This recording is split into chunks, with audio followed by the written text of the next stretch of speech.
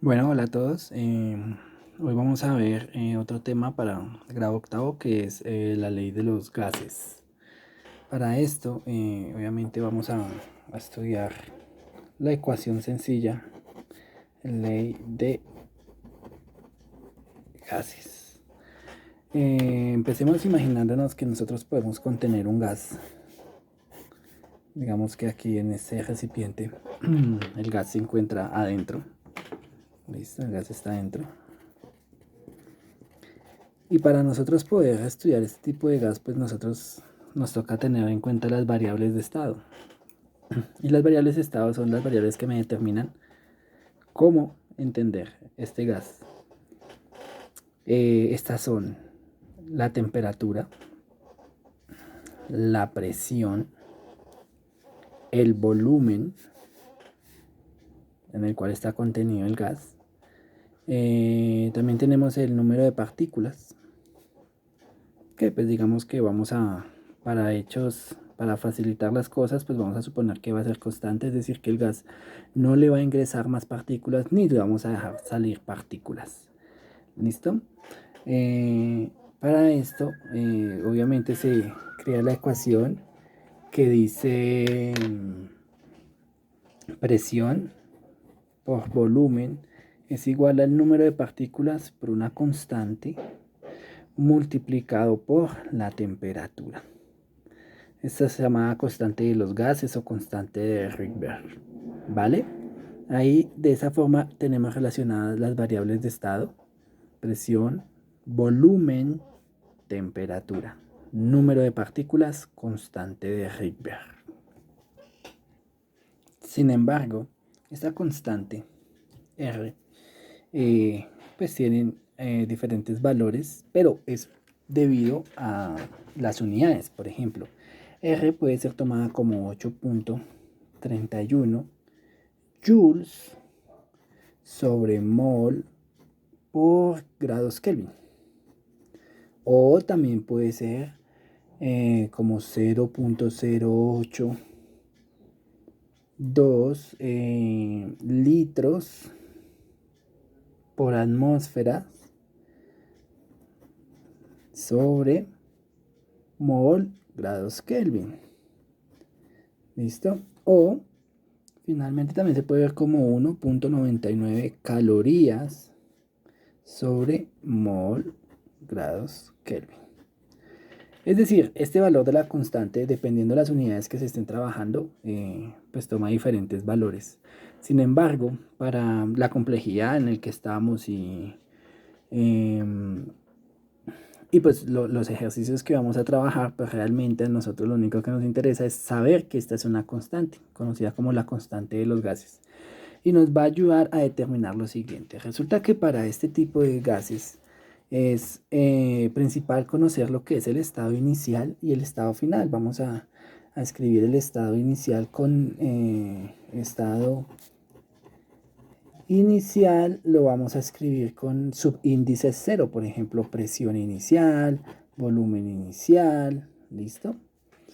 Y estados finales lo vamos a escribir con índices F, ¿sí? Entonces, presión final, volumen final, ¿listo?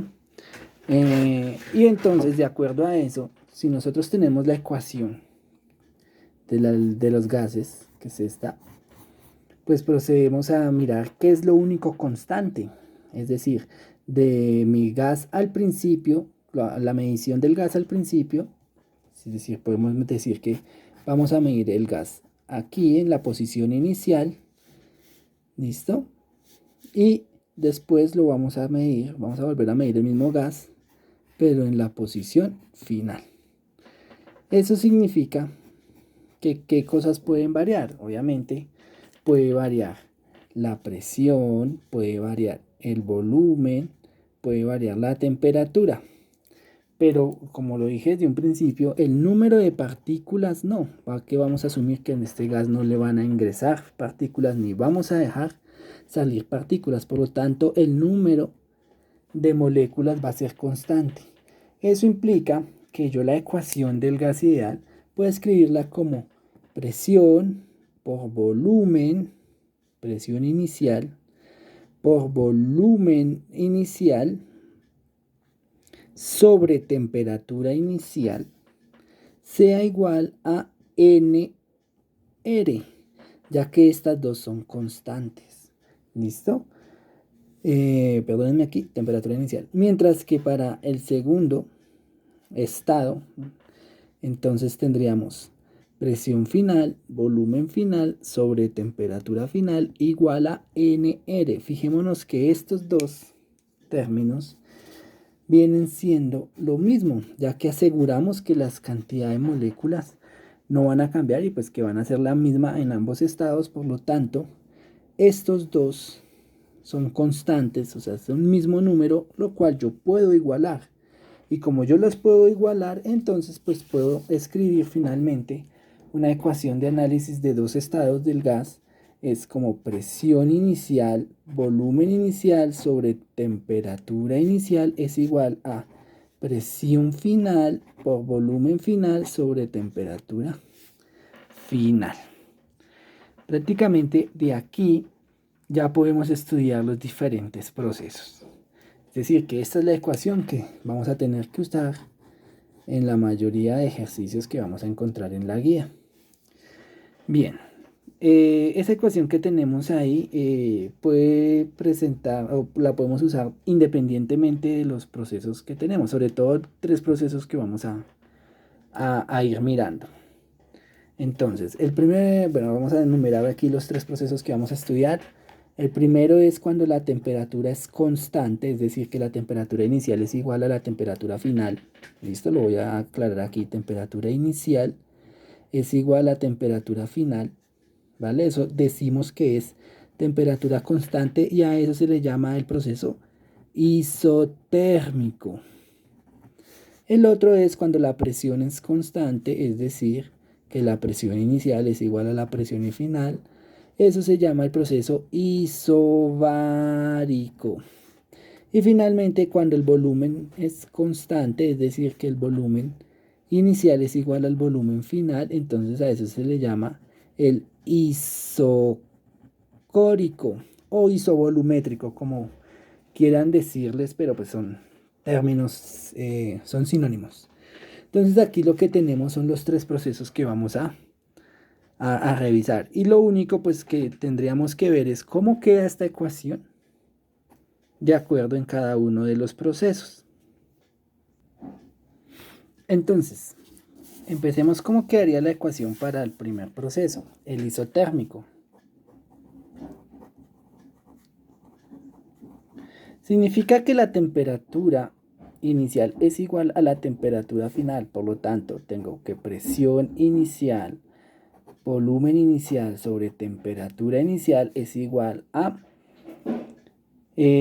presión final, volumen final sobre temperatura final. Aquí podemos observar que si estamos diciendo que la temperatura inicial es igual a la temperatura final, pues yo puedo cancelar la temperatura en ambas ecuaciones, porque es como si yo cogiera esta y la pasara a multiplicar cancelándome o simplificándose las temperaturas. Entonces yo automáticamente puedo cancelar esto, ya que son lo mismo debido a que es un proceso isotérmico, y por lo tanto para ese tipo de procesos tendría presión y volumen inicial igual a presión final, volumen final, y pues ya con esta ecuación podría mirar los datos que me brinda el problema y de tal forma despejar la incógnita que requiera el problema.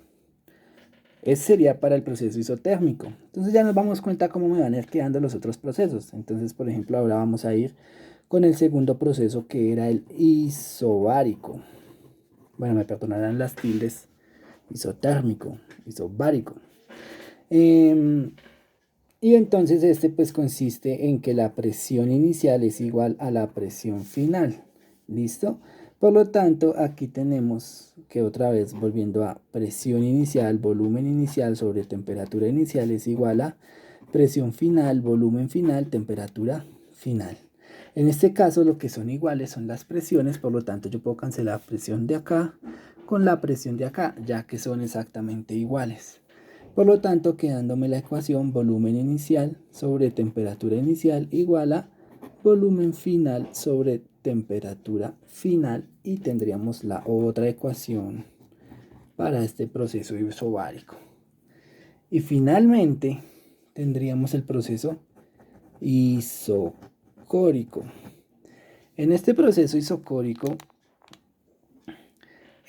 pues aquí lo que tenemos es que el volumen inicial va a ser igual al volumen final, y esto pues ya se los voy a dejar para que ustedes lo determinen. A la final lo que nos va a quedar es simplemente que la presión inicial sobre la temperatura inicial va a ser igual a presión final sobre temperatura final.